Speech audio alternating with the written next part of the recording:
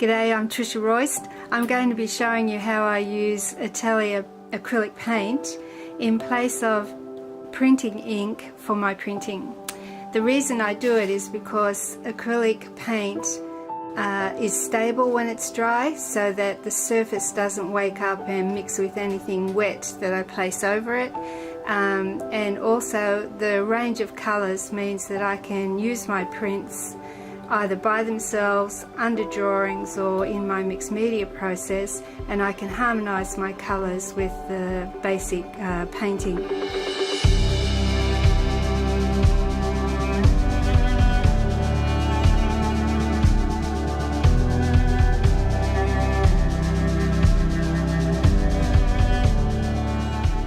For lino prints, this is Payne's Grey, and you can see how beautifully that's come out, and that's on a heavier cartridge paper. This is a lino print with the lino that's been adhered to a board, and that gives you a completely different surface, and that's on a piece of handmade paper. And then if you have something a lot more intricate, this is another lino piece, and you can see how beautifully the Payne's Grey, and that's on a very thin piece of cartridge paper. So if you're going to be using your paint for a smooth surface like a lino print or a woodcut, you just simply put the paint out as is, get your brayer, and you work with that acrylic paint, lifting the brayer up so that lots of air gets into that resulting level of paint. So it starts to have a really great, even, sticky, tactile surface. You can see how beautifully dark and thick that is. I use intense transparent color, so if you're rolling your color out and you can see the color of it, that's not dark enough. It should be almost black. So that's ready to go. So we'll just get a cut piece of lino, and we place the paint all the way over the surface, making sure that all areas of the lino are covered. Now this paint is straight from the tube. It hasn't got any medium or anything in it. So that is a really lovely, even covering. We place it on regular, centering the lino so that it's lovely and straight edged, and then we're going to print it with a brayer. For paper, a brayer works much better for printing. All of these methods are no press printing, which makes them a lot easier and immediate, and I can use them almost straight away in my painting process. So we've got, and we have the paint, the print. There's enough paint here that I can reapply the paint, and I'm just going to put the second. It'll be almost like a ghost print. It won't be as defined as the first one. Just making sure I've got really nice even covering. And you know, it's so easy to clean up acrylic paint. See, we're just going to use an old music sheet for this. Line it up, print with a brayer. I'll be showing you later how I use other heavier things if you don't have a brayer. A brayer is just like a really heavy rubber roller. So that print on the paper is a beautiful addition to a mixed media piece. All of this paint left on here doesn't have to be wasted. When I'm cleaning my brayer, I like to just get my visual diary and just use the brayer to start to make shapes And these pieces of paper I take to life drawing, or I just look for to make beautiful backgrounds for drawings in the future.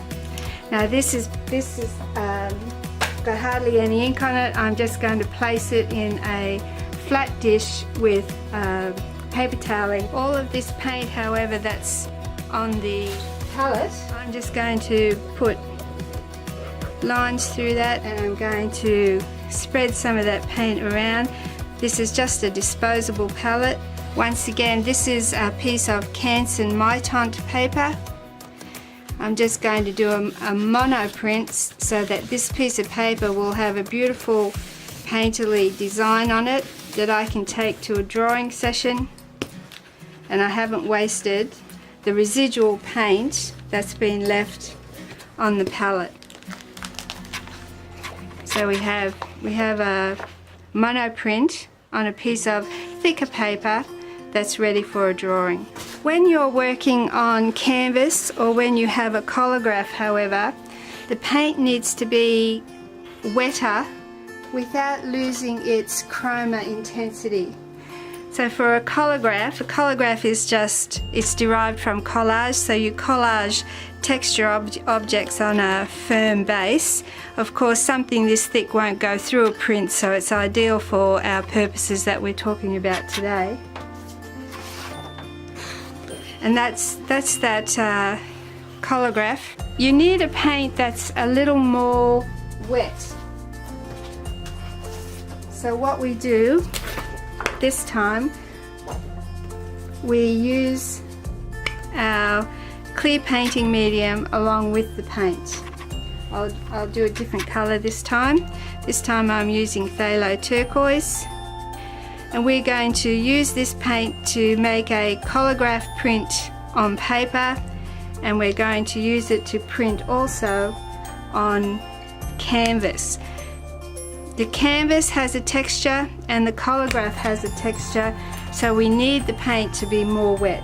We use a sponge roller this time, and we have to just work the air. See how I'm lifting the roller so that I can get as much air into this as possible.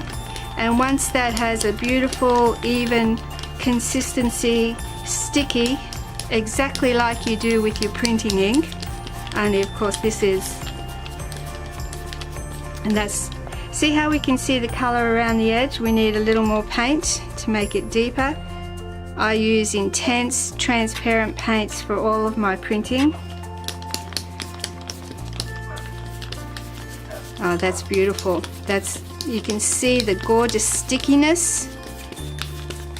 So that's ready to go, and that's going to stay workable for a little longer than paint brought out straight from the tube, because it's got that medium in with it. So the first thing we're going to do, we're going to print the colograph. So we just run our paint straight over the colograph with the sponge roller. And you can see how it's going on a lot more easily because it's got that medium in it, so it's perfect when we're talking about texture.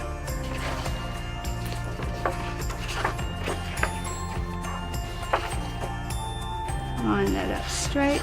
I like to sort of figure out where the edges are with the brayer. I can see it coming through the paper. And then I can work around the different areas of texture looking for a print. These prints can either stay on the paper and just exist as prints, or you can then use them as collage elements on larger art pieces.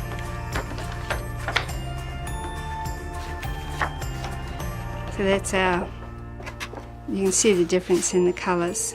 Now for painting on canvas, we're just going to reactivate this paint, put a little more paint on our palette, couple more drops of the clear painting medium. Reactivate this paint so that it's beautiful and fresh and thick again. Now these are plates made out of styrofoam, and they're just incised. That's this one that's been printed on paper. We're going to use this one and we're going to print it on canvas. So we cover the styrofoam plate with a beautiful even covering of paint, making sure we've got all the edges. I like to hold it up to the light just to make sure I've got a really nice, that's really beautiful, a really even covering. I'll just get the canvas, we'll place it. We'll just put a piece of paper towel over it so that we don't get any of that paint on the brayer. Now you can print this with the brayer like I'm doing.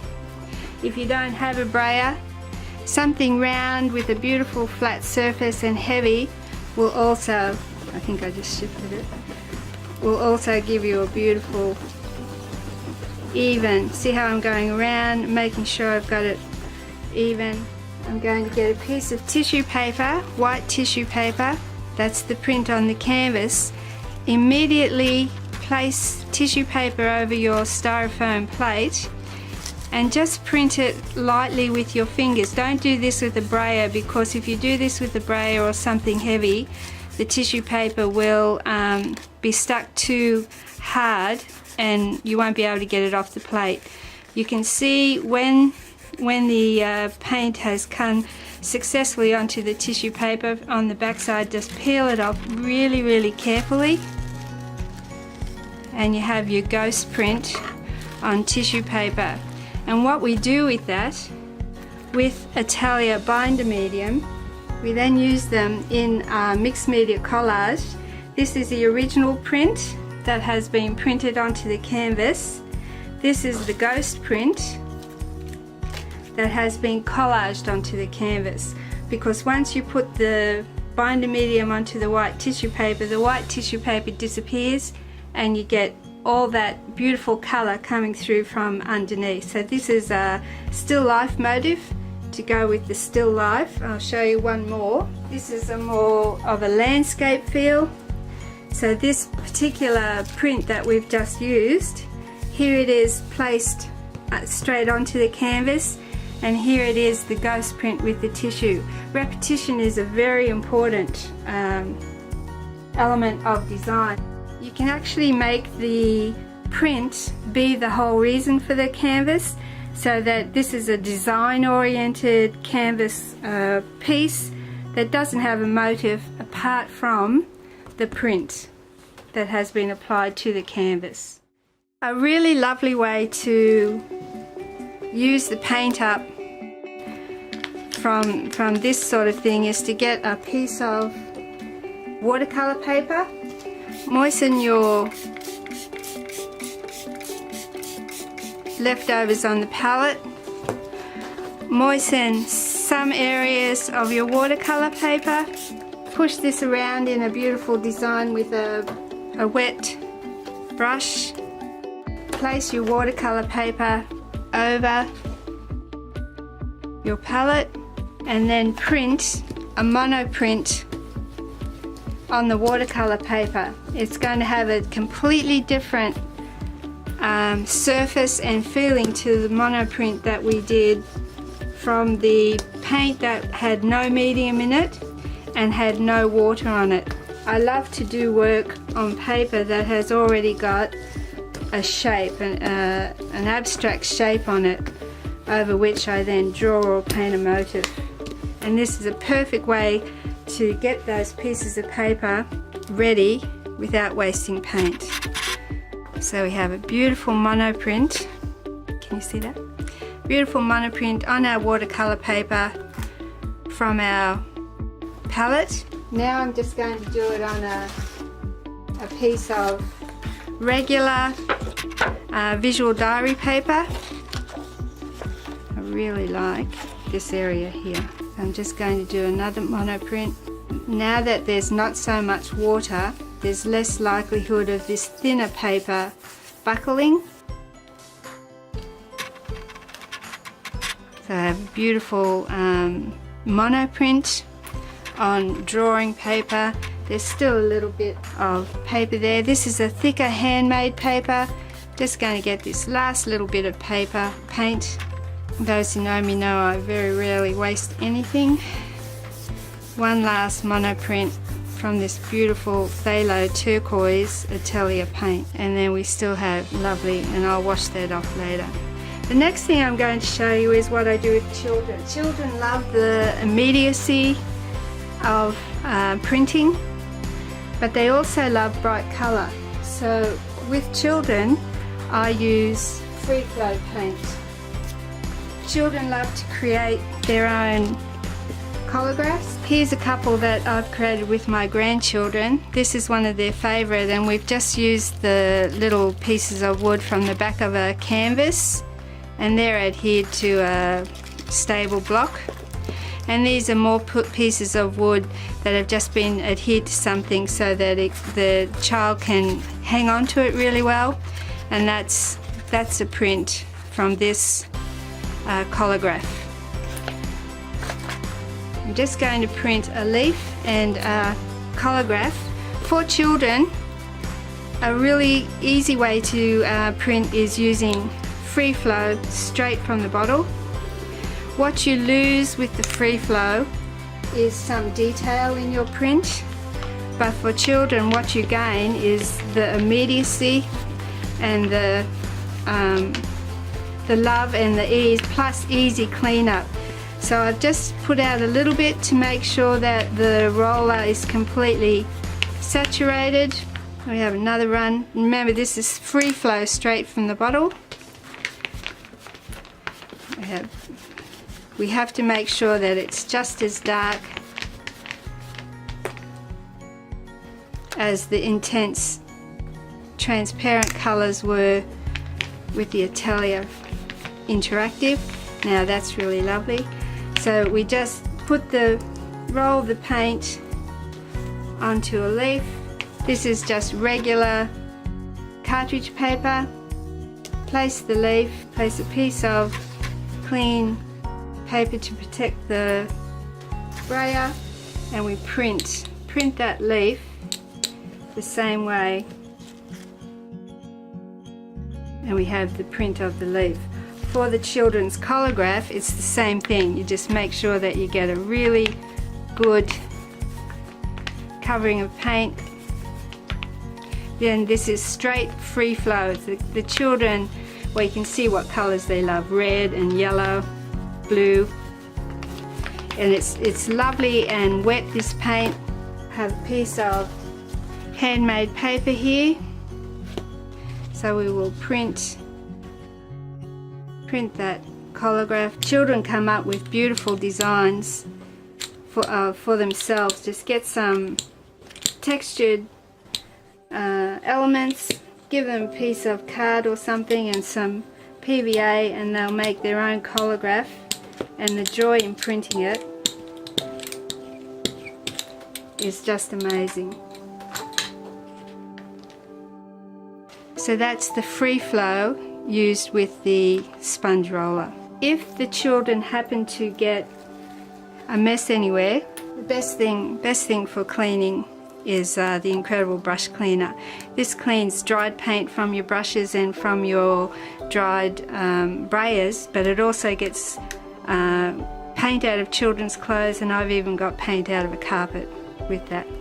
Now the last thing I want to show you is how, if I create a collagraph that has got just really minimal texture, I don't know if you can see, but this is feathers, very low grade canvas for needlework, a bit of string and a paper clip. This sort of really thin layer would not print well on canvas, so it's just for paper, but it's such a delicate thing. How to do this is you must use a bit of retarder medium, because we need the paint to stay wet for quite some time. So we use retarder, a couple of drops just to keep it wet, and we use a thick bristle brush. Mix that retarder into the paint because we're going to just use the brush to catch this paint over the surface. So this takes a bit of time, so you need that paint to stay wet while you apply it over the really thin elements. Because this is so thin, we have to use a brayer for the paper to get into all those areas of, can you see all those really lovely fine spidery lines? So we're just catching the tip of that with the brush, and this paint is going to stay workable for longer because we've added the retarder. Make sure we get all those beautiful lines. Just print this on regular cartridge paper with the brayer. Once again, I make sure I find where the edges of my plate are.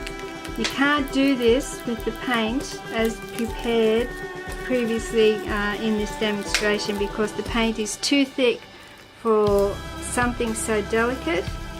So when you want a really beautiful, delicate calligraphic print, perhaps you're going to use it in a mixed media on paper. Might be a bit lost if you use it on canvas, but it's well worth pursuing this. And of course, once it's collaged onto your canvas, you need it to have been done with paint, because obviously you're going to do other layers of paint and other applications, and you don't want it to wake up like printer's ink. You want it to stay stable once it's dry, which is what happens when you use the paint. So we have a really beautiful, delicate, linear print that's been produced on a really thin layer of texture. So hopefully you've enjoyed all the different ways that we can use Atelier paint for printing, and I hope you've received some inspiration so that you can go ahead and enjoy. Thank you very much.